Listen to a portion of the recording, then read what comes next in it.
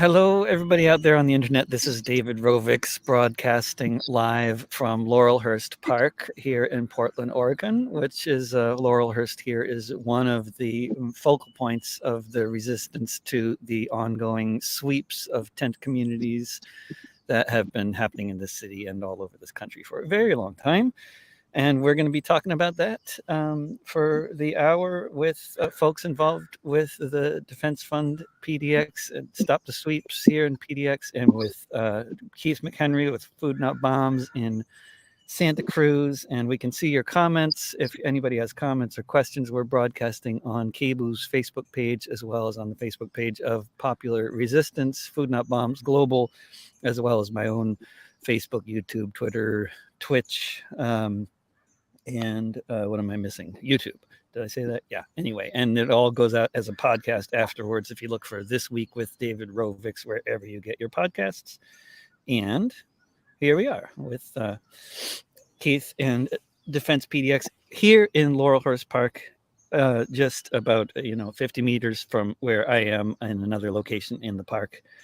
And this is we're talking about a situation that's been ongoing, but me and Keith were just talking last week on the occasion of the 40th anniversary of Food Not Bombs, first meal served, and Keith was talking about how much more of a rare phenomenon back in the 80s, what is now just a commonplace of people living in tents and in vehicles in cities across this country in really, really large numbers, and housing being completely unaffordable. And 40 years ago, these things, housing was much more affordable, and tents were what you went camping in far more often than ever. Urban camping wasn't really much of a phenomenon. And I wonder if maybe, Keith, we could start out with just a little bit of a context here, the broader context of how things have gotten this bad at this point. Well, just as for reference, we had a two-story house with a number of bedrooms that was just remodeled in Cambridge, where Food Not Bombs started, 195 Harvard Street, and we were struggling to pay $600 a month, and the landlord actually agreed, after 6 months of us not paying any rent, to lower it to $400 because of what we were doing. So that's kind of the context. That was an African American or Jamaican neighborhood in Cambridge, so it wasn't like super upscale, but that's we had like probably 20 people living in this house for $400 a month. But so so that back then there was like very few unhoused people, and our first meal was actually nothing more than a street performance. But then we realized we needed more performers, so I went to a Pine Street Inn and gave a speech about the politics of why we were opposed to Reagan and the neoliberal structural adjustment. And they came to participate in the protest and eat with us. And they're the ones that suggested we do meals, because there were no meals for unhoused people in Boston at the time. And then the struggle just continued to get worse. I remember in 1985, that's when the city of Boston decided they were going to try to clear retail areas of unhoused people, using very ugly language about people living outside. And that language has just continued to this day. So the thing that's, we're seeing sweeps across the country, and violent sweeps, in fact, including in Echo Park recently, and Echo Park Lake in Los Angeles. Up your way in Bellingham, Washington, they even brought in a bearcat to clear a camp outside of City Hall. There was a lot of violence in Sacramento. People were injured during a number of sweeps during the pandemic and even before. So we're seeing this particularly across the country, and it's very disturbing that the plans seem to be militarized attacks against unhoused communities of people living in tents, when at the same time there's clearly enough housing for every single person. And I think that's the message of 1981, was that people did have housing. There was public housing. There were tuition was not extravagant. There were when you worked at a job, you could pay your rent. Those things no longer exist, and it seems like we're at this really fascistic turn of events. And here in Santa Cruz, we are becoming quite worried with the new anti-homeless laws to get around Martin v. Boise, which is laws that should, that ruling in Ninth Circuit Court of Appeals would be significant in Oregon as well, because you're in the Ninth Circuit. And yet it seems like the policy is to ignore that, knowing that we just don't have the resources to fight in court to the extent that city governments and state governments do. And so now it's really left up to us to do direct action on the streets and not appeal to the good wishes of the people in power at any level, including in courts, and that we just have to create our own world. And I was talking to an unhoused person the other day, reminding me of the end of the book 1984 by Orwell, that in the end, Winston and everybody were actually the free people, because they had dislodged themselves from the society that was the normal society, so to speak. And I think that's what we're going to see, is this rush of unhoused people growing in every city. There's apparently the federal housing moratorium, eviction moratorium right now, will save 1 million people from ending up in the streets in April. But Princeton eviction project lab says that there could be another. There's actually 7 million people facing eviction this month. So how many ultimately end up on the streets out of the millions facing it? It's not known, but we're seeing a huge increase in unhoused people who are newly evicted in Santa Cruz, and it's very visible and very shocking. And then to just clear camps to where is outrageous. And here they've announced this morning that they'll be shutting several of the shelters down, providing no alternative. Not that the shelters were a great solution, but those are probably another couple hundred people moving to doorways and parks, where the police are then going to chase people from corner to corner. And in Santa Cruz, and I suspect it's similar in Portland, we spend 50 cents of every dollar that the city police wastes is spent on harassing unhoused people. Half of all people that are jailed are people with no addresses. And so I think this is typical across the country. We spend over $50 million a year on homelessness, and yet we have yet to build a building or open an apartment complex or purchase, even with money given by the state, hotels, even though they sit empty in our community. They're empty. And you guys with Defense PDX, Defense Fund PDX, everything Keith is saying, I imagine, sounds extremely familiar. But can you just, even if you're just repeating some of the stuff he just said, can you just let's have the context as present to us what's the situation here in Portland, if you would. It's just as bad as in Santa Cruz, but let's. There's also laws they're talking about. There's laws that are being proposed, and good and bad, and there's sweeps going on. They're telling us that communities can't have more than 8 tents, and then although there's safety in numbers, they're being told they have to leave, and they're not being provided with any real alternatives other than just go somewhere else. That's pretty much what's going on here. And now there's sweeps going on all over the city, like just in the past. Yeah, I know that when there are sweeps here, police are supposed to give residents other options of where they can go, and there's supposed to be X amount of shelter beds available to even perform a sweep, but they still do them.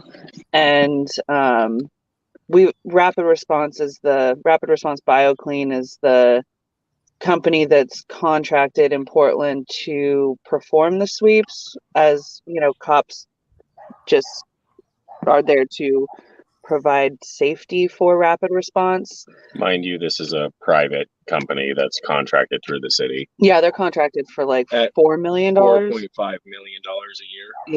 Yeah. And when we've asked them where folks are supposed to go, they just say, not here. And I've said to them, well, they're going to move somewhere else, and you're going to post a notice that they have to leave that area too, and it's a never-ending circle of just moving folks around the city. And when these sweeps happen, often, you know, those of us that defend can only do so much. Often what happens is that these residents lose all of their belongings and have to start over with, less than nothing, at a completely new location. And we saw, this is the third or fourth sweep of Laurelhurst over the course of the winter. And it's a extremely dangerous situation, in September through January, when it's below freezing, and people die out here. During and in 2019, more than 113 people died on the sidewalks of Portland. Yeah. During the winter storm, one of the residents that had been down at Laurelhurst after the most recent sweep, we were running around getting people into hotel rooms, and she was found with just the clothing on her back, sleeping underneath a tarp, nearly frozen to death. So all of her belongings had been taken, and this is a person that had disabilities. Like, it yeah, I mean, for the city government to claim that they're doing this what they're doing is in any way humane is just a gaslight to end them all. It's sickening, honestly. It is so sickening, and I wonder, can you talk, all of you, about the way, the dehumanization of the people that we're talking about, that the city government at all levels, they're constantly talking about things like sweeps, which of course evokes imagery of dirt, and they're talking about as if they're like cleaning up garbage, and this language has been part of the way that the underclass has been described in this and other societies for a very long time. But I mean, the underclass that we have now is like, it's just so huge, and it's just so reminiscent of the Great Depression. And I wonder, I don't know if you guys running into any different attitudes from the home owning public, as far as like, are you running into people who are recognizing that this is an absolute crisis, or are people just doubling down on the dehumanization? I mean, I see the cops doing it, but I wonder what are your just impressions about the dehumanization? A perfect example of this is last night, Coin 6, which is a local news station, released they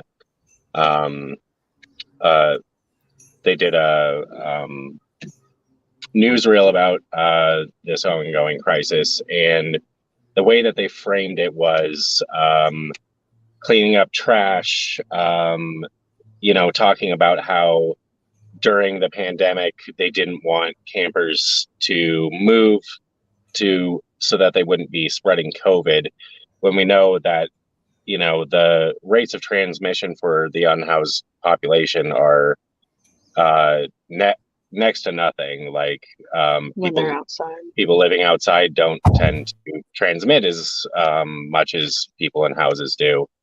So it's this language of like people living on the streets are dirty, emphasizing trash, emphasizing disease. It's this othering of, our neighbors who, because of, a myriad of factors, but, the underlying root of it all is the extreme income inequality in this country is leaving, millions of people behind.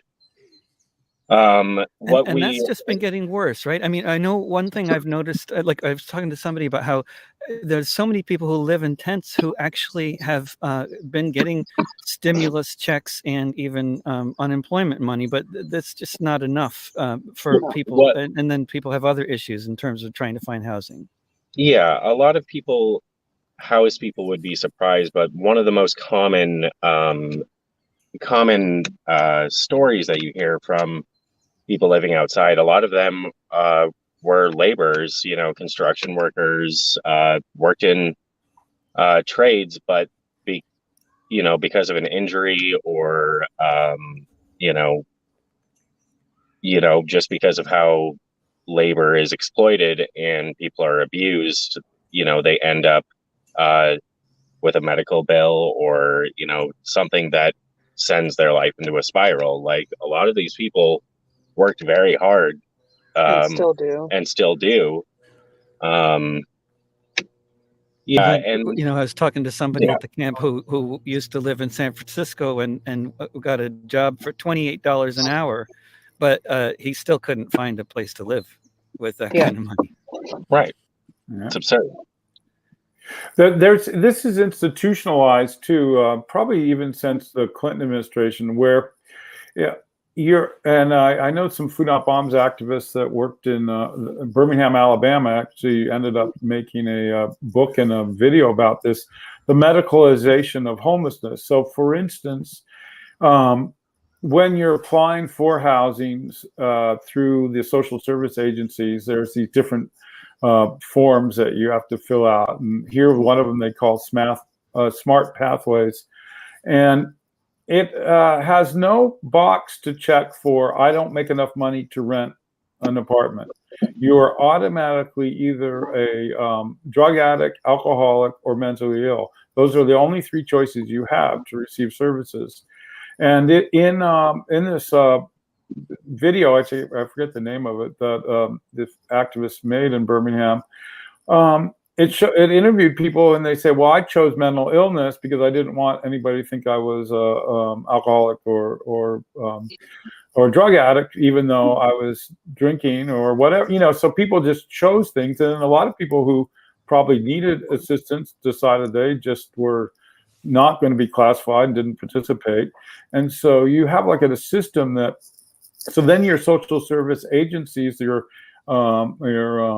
intake people are coming from a perspective that that's what's going on. So that permeates throughout the community. And then people might have seen that Sinclair Broadcasting, Seattle Dying, which has been very popular amongst anti-homeless organizations. The chief of police here, Andy Mills, promoted that. He sent that out before each anti-homeless vote in city council to rile up people. And then nextdoor.com is like a major platform for organizing hate. And on that and Facebook and in Santa Cruz, it's just massive amounts of death threats to people, and it's okay to urinate on people living outside, and the hate is incredible.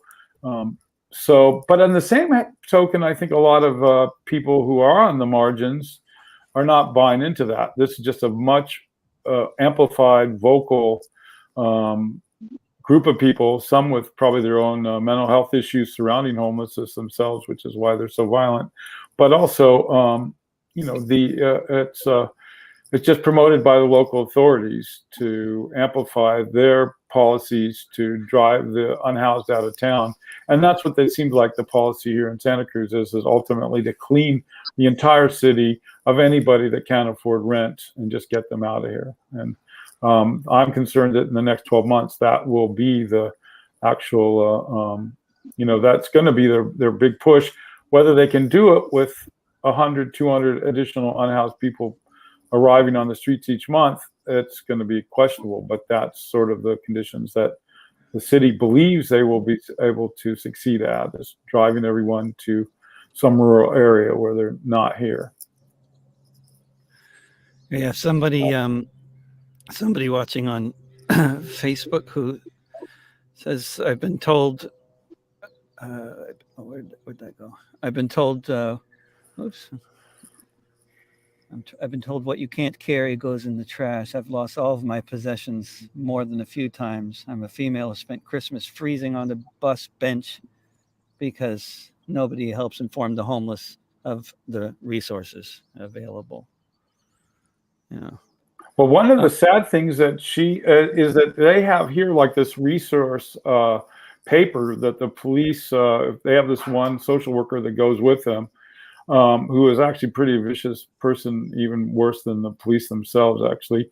And they hand out this little 9-point type mimeograph sheet, basically, that you can barely read because it's a Xerox of a Xerox of a Xerox. And it's a bunch of places that actually don't provide any services, that you call them, nothing is there. And that's what they're always doing outreach. Their solution is, let's do outreach to the homeless because they don't know where to go. The reality is that people living outside know in immense detail the social service system of the community, more so than people in city government or county government. And they're the people that we go to for most up-to-date information on what is actually happening.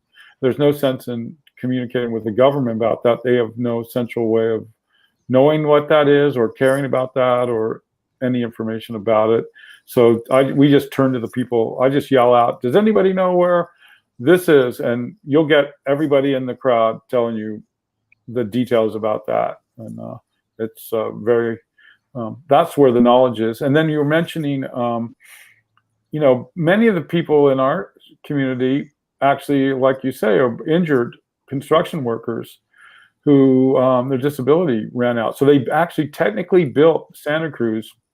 Now they can't live in the city that they actually physically built. Yeah. Yeah. Isn't that something? Someone at a press release the other day mentioned that her husband is a construction worker and she has to stay with their vehicle so that it doesn't get towed or messed with by the community, like the construction workers in that area. That was a whole issue, but that he's the person that built that expensive apartment building that someone lives in and then doesn't want to look at the houseless community outside her building. Isn't that what a bizarre contradiction? And what about it's these cities like Portland that are these supposedly progressive cities, it seems, where in Santa Cruz and San Francisco and so many others that have this reputation for being so progressive, which seem to have the biggest problem in terms of the housing being so expensive and so many people living on the streets. And I wonder if you guys have any thoughts on that weird contradiction, or maybe it's not weird. I don't know. Well, in my experience, that the most liberal cities in the country are often the most anti-homeless, and I think it's like you can see that in national politics now, where that the left is what people that are questioning capitalism and so on are now being placed on a domestic terrorism list and could be targeted if the new domestic terrorism law is passed. And it's because of in my experience, so we had the most liberal mayor in America at the time they arrested for not bombs in 1988. And he was the issue is that if you can go out, if people are seen living in the streets and you're supposed to be liberal, then you may be failed in some way. That's been pointed out that, for instance, the entire government of California, the mayor, the governor, and so on, they're all liberal Democrats, yet we have this one of the largest homeless populations in the country. And therefore, I think that liberal governments basically find it an embarrassment, and that's why they want to drive people out of sight, because they were supposed to be the people for the people, and that they are just hypocrites, and they're actually just working for property speculators and military contractors and stuff, and really don't give a hoot about people, and that's why they are the more brutal against the unhoused. Well, and in my experience, the distinction between liberals and conservatives is kind of non-existent when it comes to class. Like, the only difference is like, you'll have your outwardly bigoted, say, Trump supporter, and then in a city like Portland, for instance, I'm sitting right across the street from a multi-million-dollar home, which is right down the street from the encampment that we're defending. And this person has one of those very stereotypical, in this house, we believe Black Lives Matter, love is love, science is real. So it's, but this person has we've witnessed in the past literally giving a cash tip to rapid response BioClane, and have been overheard talking to the police, and the police telling them, "Don't worry, we'll get all of this shit out of here." So it's hypocrisy. The wealthy just fundamentally don't want to look at this problem. Yeah. At the press conference here in Laurelhurst Park the other day, there were a lot of really good people were saying a lot of really, really powerful and important, informative, and moving stuff. Depending, but one of the things I was wondering was like when Clarence was talking, like with past efforts to past campaigns to try to stop the sweeps and try to get the city to address the severity of the crisis here, obviously unsuccessful. There's been some limited successes, and I wonder if you got any thoughts on the impact of campaigns on city policies in the past, and on affecting some tiny house villages getting built and stuff like that. Anybody? Well, in Santa Cruz, we've had no success at that. In fact, the National Association of Realtors funded a $750,000 campaign to make sure nothing happened here. And instead, we've got 7 large luxury condo projects, I think 7 or 8 large hotel projects, and now an entirely anti-homeless city council. So the impact that we've had is through direct action, and through we do have this lawsuit that we filed to block the sweep after we physically blocked the sweep using the police's own materials. But the city itself and the county, their response is to try to double down on their attacks on the unhoused. So that's the issue now. So the problem for us, and I think this happens a lot in the United States, is that they have a very solid infrastructure of communication and a building with very specific goals, like using Nextdoor.com and so on. Whereas we have just like hundreds of, probably thousands of residents who are 1 or 2 paychecks away from homelessness, who are sympathetic, but they're not linked up to us. So we don't have like a really good way of bringing every single person to the streets when we need to defend evictions and so on, against evictions. And I think that's part of our problem. And then of course the local media here is not at all cooperative. And so you get like the drumbeat of how horrible the unhoused are, instead of some kind of sense of solidarity.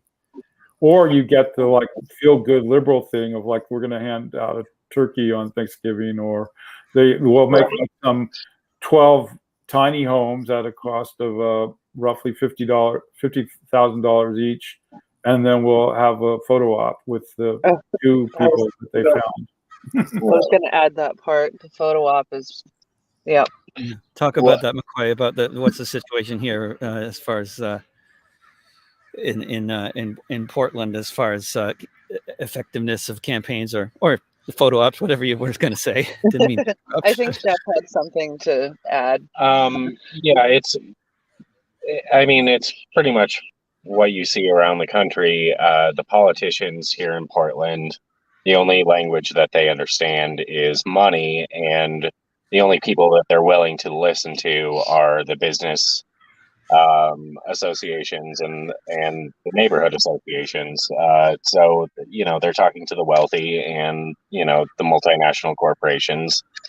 The only the reason that we're experiencing this extremely heavy-handed citywide sweep campaign is because they want to clean up the city for tourism, for the Rose Festival and other things that the tourism board missed out on their payday last year because of the pandemic.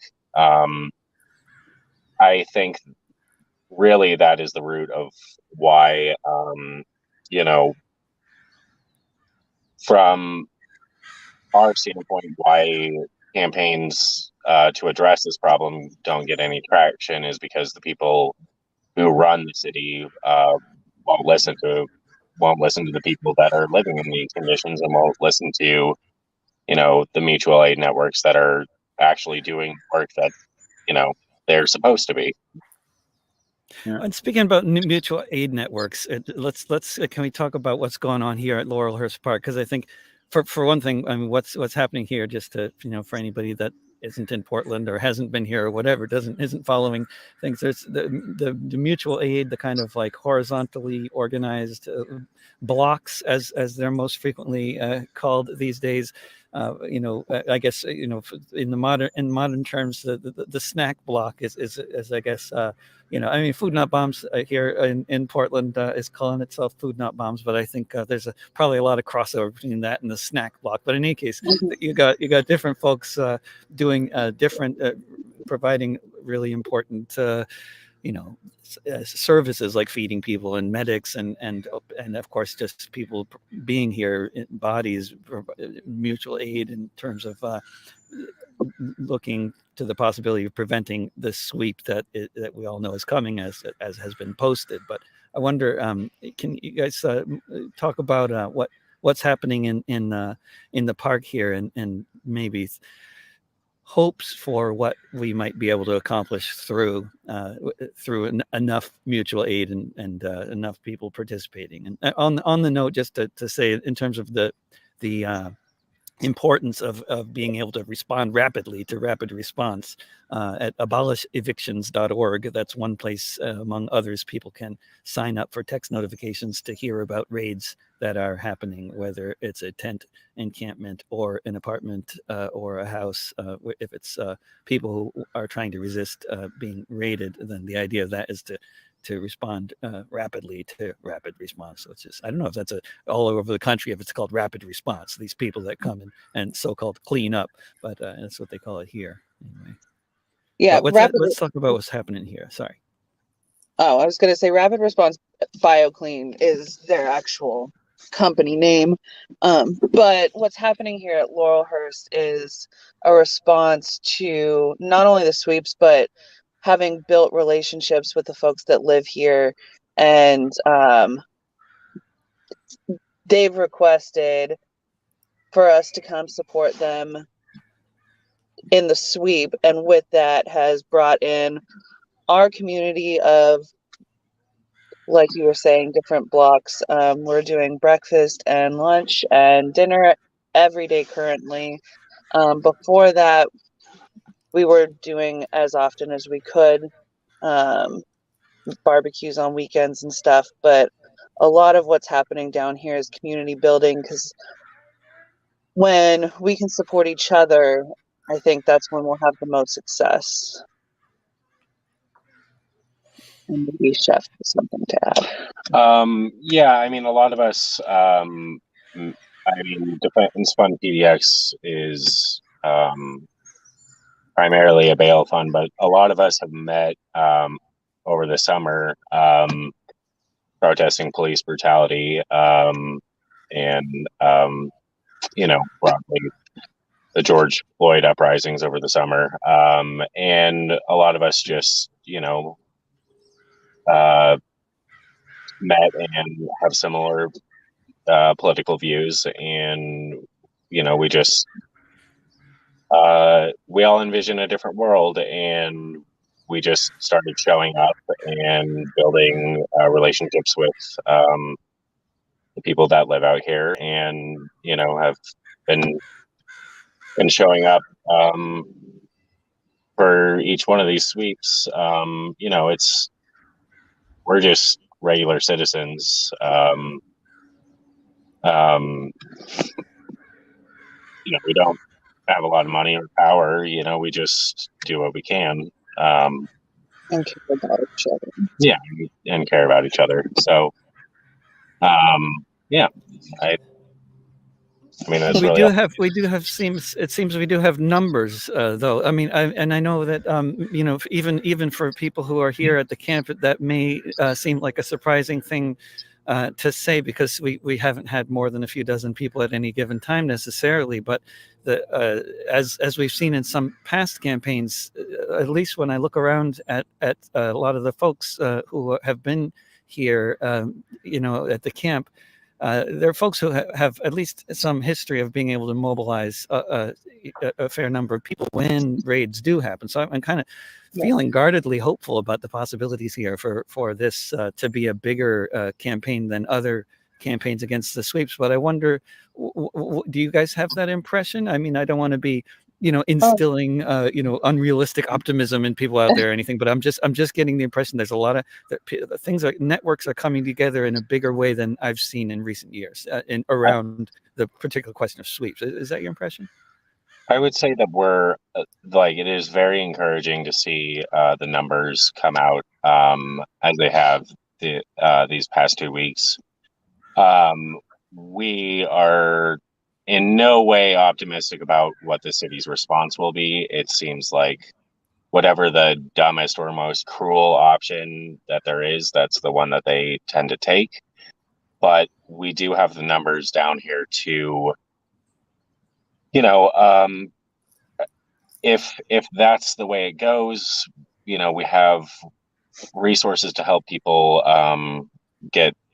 replace their belongings. We have people to help residents move to safety, and then we have people that are willing to come down here and you know, risk arrest to defend the community. So it's I think since the last couple of sweeps, this one, the mobilization that we've seen is more encouraging. The problem with like the Laurelhurst sweep in November was that the police raided the Red House on Mississippi the same time they raided Laurelhurst and did that eviction, and they came in with over 30 cops for that eviction. Wow. And we just didn't have the mobilization because they also were at Red House the same day. Same day. I didn't realize it was the same day. That's a very important thing. People should note this fact that you are relaying. That's a very important piece of information. And it, all of us are in agreement that that was on purpose, so that we were split and we didn't have the numbers to appropriately defend Laurelhurst or Red House for that matter. And then, yeah, the same thing happened at the last sweep, which was 2 months ago now. Yeah. And we just didn't have the same turnout that we did for this one. So that's a promising thing. And I think this is going to be a very long process of bringing more attention to sweeps and what it takes to defend camps. But what's hopeful is the idea, you know, when we look at the Echo Park blockade, there's been like, this never happened before, and where you had people out on the streets trying to block sweeps in city after city. Partially, so in the past, you know, there'd be sweeps and it became kind of routine. But now there is this really interesting pushback, and according to people that I've been connected with in the Echo Park sweep, a lot of the people out there trying to stop the cops were actually people that rented apartments right there at Echo Park. These were their friends. So that is really important. The other thing about the camps, while our slogan is that homes not tents, the fact that people get congregated in a small in one area has made it possible for mutual aid to be really consistent. And it's really interesting. So that when we've had camps here before, we had a Ross camp where 300 people were forced out into the streets before the pandemic. And why was it called Ross Camp? It was behind Ross Dress for Less, in a vacant lot behind it. And basically people started moving, particularly women and single women started moving into this camp to avoid being raped and sexually assaulted. And that's what we found a lot in our camps here, that they're often for protection of the most vulnerable people. But then you also have sections of these camps always become like meth markets or heroin markets. But I also just, that demonization of that, I think is outrageous, because these are poor people trying to make a living.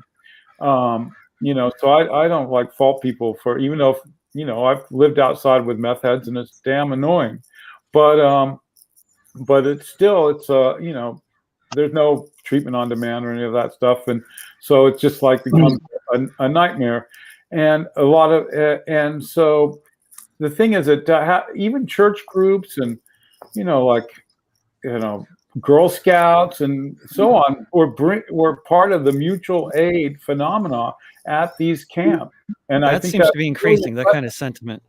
That's what I'm sensing, is it's becoming more mainstream. More people are realizing, wow, we really have a massively serious crisis. But if the crisis, just for a moment, like imagining if we had authorities at any level of government in this country that were really going to deal with this crisis, the housing crisis, as a crisis, the way you deal with crises, if you're a competent government agency, like if you have a massive storm or an earthquake or a flood. I mean, you use the parks and the schools and every other available building or surface that's public to house people, and you put up tents. I mean, I'm thinking of one time I was in Oslo in Norway when there were 23 Afghans on hunger strike because they were hunger striking against being sent back to Afghanistan, because the Norwegian government had decided that although it wasn't safe to deport people to Western Afghanistan, they could deport people to Eastern Afghanistan because that was supposedly safe, which is the most bizarre thing that any government, to come up with this kind of, hair splitting, like we can deport people to Kabul, but not to Kandahar. But anyway, they were going to deport these folks back to Afghanistan, and they were on a hunger strike. The local police, Oslo police, came and took away their tents, so that they had to spend the night in downtown Oslo, freezing with no tents. And then the next morning, the Norwegian Red Cross came in contravention against the wishes of the local authorities, against the wishes of the local police, especially. They came and they put up tents, Norwegian Red Cross tents, those white ones with the red crosses on top, for the Afghans to stay in. And it just strikes me that that's the kind of response we'd be seeing all across this country if the Red Cross or other agencies were serious about addressing this as a crisis. And I wonder if you guys can talk about the disconnect between what a crisis we see on the streets and the way it's actually dealt with. Well, go ahead. Well, yeah, when for instance, Food Not Bombs was real involved with Common Grounds and Malik and Scott Crow and them on Divine Street in New Orleans after Katrina, and the Red Cross gave out our toll-free number as the number for food, and the thing, we fed FEMA because they couldn't feed themselves. They couldn't government feed themselves. agencies. So we also had a meal at Sandy. We served food across from the FEMA offices because they didn't bring food there either. And so we were feeding the people that were waiting to get to file for whatever it was. But there's this kind of balance between city managed and county managed and state managed camps, which could potentially be positive, although we've had a lot of problems with them here. Being very authoritarian, and we're actually today even arguing with the city attorneys about this managed camp that they're proposing as their solution to the sweep that they were attempting to do before in December. And it's getting this eerie kind of like work camp type energy, FEMA camp type energy is what people on the streets around here call it, where you get the camps are outside of the community, outside the city, and the facilities that they have here, even ones that are in town, you have to catch a van to go to the place. You can't walk up to it. because you can't have unhoused people walking the streets in the neighborhood where the shelter is. And so, I am very frightened that there's going to be these things called navigation centers, and basically they're going to put people in them. They're going to be on the margins of communities, and that they're going to then do work training for where you get to learn a skill like electric components for F-16 fighter jets or something. And then once they've done enough robotic research on all these unhoused people working in these brutal conditions, that they will just stop feeding them. And I think we got to be serious about that this is a potential possibility, that this is not joking around, and that we're on this kind of edge where that is it could be reality. Now, hopefully the people that are coming out in the camps to feed people and help are building these relationships, and it's going to be more difficult than it had been in past historic points of view surrounding trying to drive homeless people basically into oblivion. Well, and what you see, the shelters in Portland, you have to be sober to get in them. There are no wet beds in the entire city. There's you can't bring any of your belongings with you other than, say the backpack that you have on your shoulders. You're crammed in, and especially with the pandemic, you're crammed in with a bunch of people. It's a lot of the residents that we talk to, view it as a death trap. And it's you have a curfew. It's basically carceral living with everything but a charge. It's no way to live. And there's at the bare minimum, the city there's plenty of just vacant lots sitting around. I mean, I drive by them all the time going to and fro. And vacant buildings. And vacant buildings. There's plenty of options, and they're the ones with the deep pockets. If they really wanted to address this problem, the solutions are right there. They just want to criminalize poor people is what it is, because it's profitable for the capitalists and the investors and the real estate investors and all that, right? The more the housing prices go up, they make more money, and then society becomes more and more precarious in the process. It's a fascinating.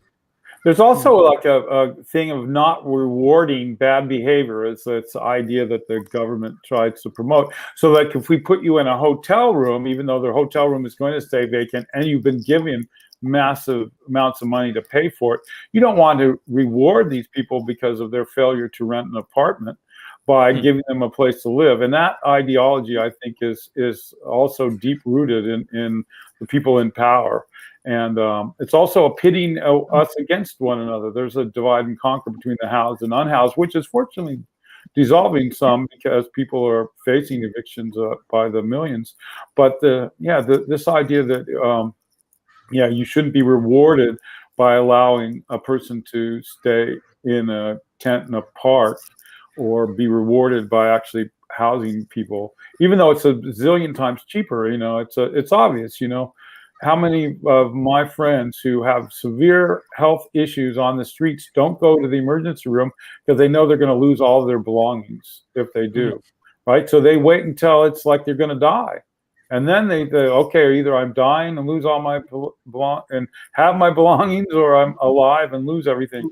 And that's tragic that Americans have to make that decision. And it happens all day, every day, all over the country. The other area of homelessness that is invisible is the people living on couches and or in their cars. You have cars, families like doubling up together in parts of people just living in public buildings, scurrying in and out undetected and things like that. It's just frightening that's millions of Americans have to live that under those conditions.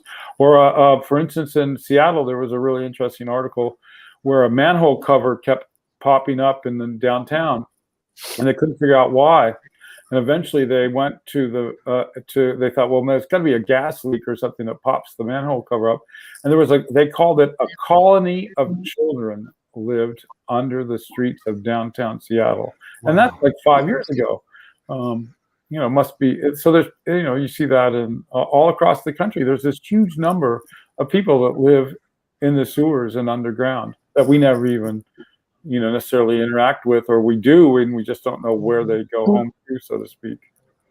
Yeah, and as of course so many people can attest, so many people living in vehicles or living in tents or in all sorts of other situations, so you would never know walking down the street whether they are housed or unhoused, and that's also the invisibility of the extent of the crisis and how invisible so much of it is.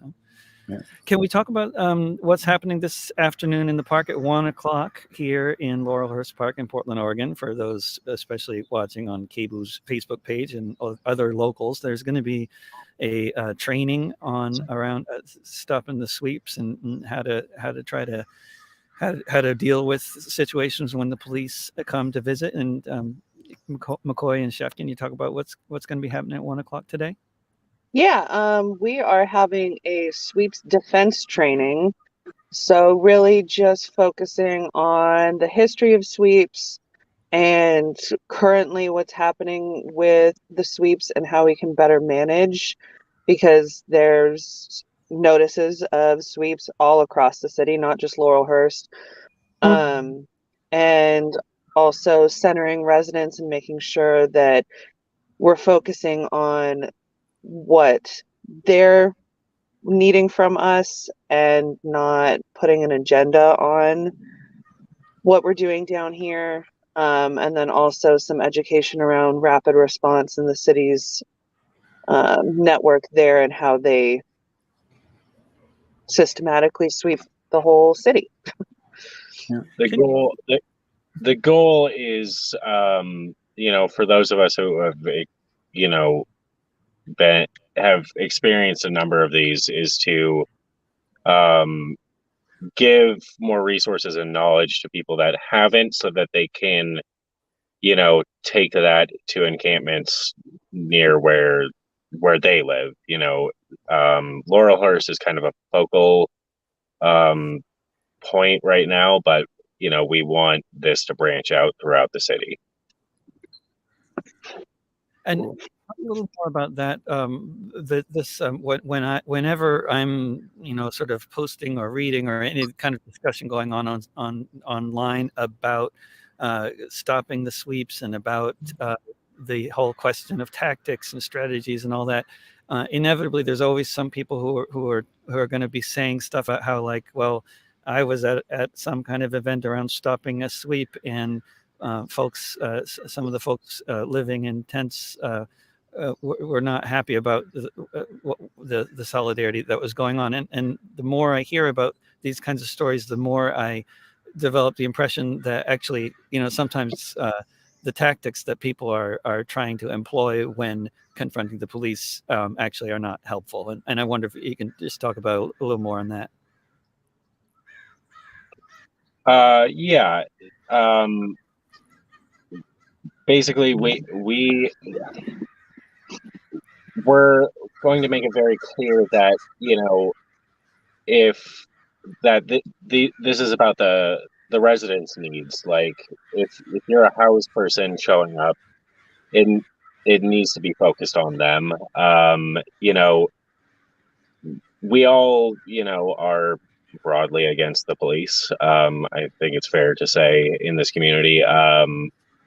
But don't bring it's not like a nightly DA. These sweep defenses. It isn't about taking it to the police first. It's about making sure that the residents are safe. And when sweeps happen, things change very quickly. Sometimes residents who previously stated that they would like to stay and defend change their mind. It's a minute by minute thing. It's a very stressful for the people that are being violently evicted, and if they lose their temper, that's their prerogative. Like, we're in their home right now. We're guests here, and that just needs to be emphasized. I think to everybody. Yeah. Also note that none of us here in Laurelhurst Park are actually right next to where the tent encampment is. We're all sort of downhill or a little bit. Yeah, away we from made the a point to not be right next to where people are sleeping. In the morning, we make it clear to folks we're not trying to blast music at 8 o'clock in the morning when we show up to make breakfast. And being a little bit further away gives folks the opportunity to come down and get food and go back to their tent if they want to. But it also, we have it set up so that we can all sit together and have a conversation and actually get to know our neighbors. And what have you? I know this for folks who aren't from the area. This is one of the wealthier enclaves of in the eastern part of the city for sure, or anywhere in the city really. And it's what you got any general impressions of the housed neighbors? I mean, and whether there's definitely people who are hostile, but have you been encountering much sympathy? From the Laurelhurst Neighborhood Association, not from them, right? No, they have been very hostile. There are a number of people that live about 4 blocks south of here in the Sunnyside Elementary School area broadly. The Sunnyside Neighborhood Association. There have been some very decent individuals down there. We've seen a lot of really ugly things from the people that live in this area. I can recall during maybe the second sweep, this middle-aged white man was out for a jog, and as he was passing by, while Rapid and the police were, taking people's things, I recall him chuckling to himself and saying out loud, "Last of the Mohicans," which is just layers of horror. Yeah. And then you get a lot of house people that, bemoan about their taxes on their property and how, this is lowering their property value, and won't somebody think about, their property value and so on and so forth. So it's a difficult juxtaposition, I would say. I've also had several people stop and have conversations with us and are curious about what we're doing here. And I think one conversation was with an individual that came down and had mentioned that she'd been to protest with her kids during the summer and supports Black Lives Matter, and then also went into the narrative that as much as she supports what we're doing, she also had to get one of those doorbells, the Ring doorbells that has the video camera on it, because there were people in her yard taking her cans and it scared her kids. And so on one hand, I was super appreciative that she would stop and take the time to have a conversation with us, but that still has that view that this is a problem and I have to protect myself against the houseless that come and take my cans out of my recycling. Oh my God. So threatening, right? Yeah. Any final words, anybody? Other than if you're in Portland, come to Laurelhurst Park and join us here and bring some food, and come at 1 o'clock, bring some musical instruments, and come for the training at 1 o'clock and come here every morning.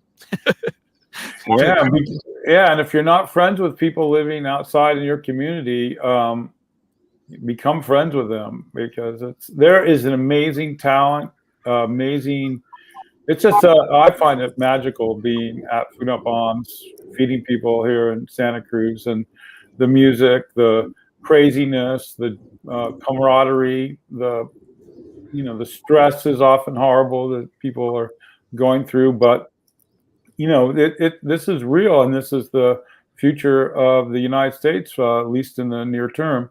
So, and I'm really grateful that so many people are coming out and trying to block these sweeps and paying attention to it. And maybe the thing is, it may be a couple of years before our mutual aid and direct action has the impact that we want. We've been doing this 41 years as Food Not Bombs, so it's a long-term thing. But if there's a way we can harness that kind of compassion that actually a great many people have, and focus it on solutions and pressure against the state and corporate power, that's going to go a long way. And I think we're just going to have to make our own community. We're going to have to build our own world the way we want to, outside of the society that is dominant. And our issue will be by that dominant society.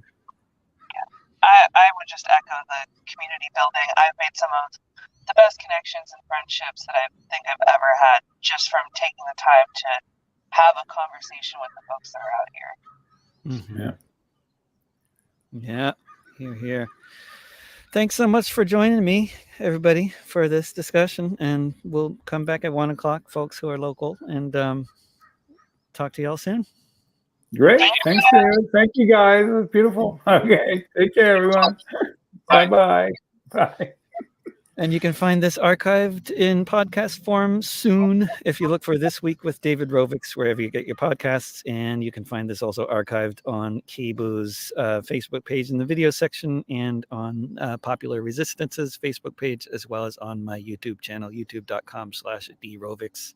All right, remember, don't pay the rent unless you really have to. Mutual aid will get us through. Trust your neighbors. Talk to you soon. Bye for now.